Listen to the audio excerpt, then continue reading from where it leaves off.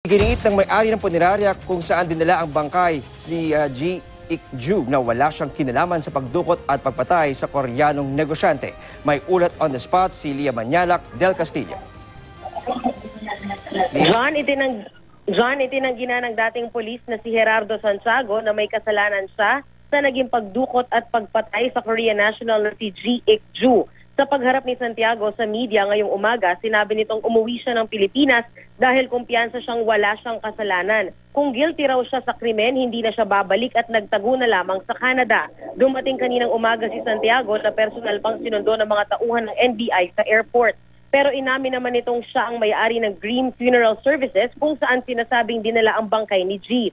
Pebrero pa raw sana babalik ng bansa si Santiago pero habang naroon sa Canada, nakatanggap raw ito ng mga banta sa kanyang buhay na sinasabihan siyang wag nang babalik dahil delikado siya rito. 2 grupo raw ang nagbabanta sa kanyang buhay pero hindi na ito idinetalye pa kanina. Nakipag-ugnayan si Santiago sa DOJ nitong nakaraang linggo para sa kanyang pagbabalik bansa.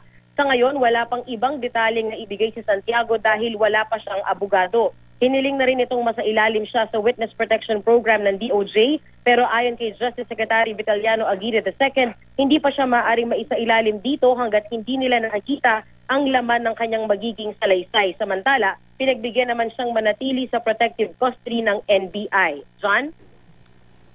Maraming salamat, Lia Manyalak del Castillo.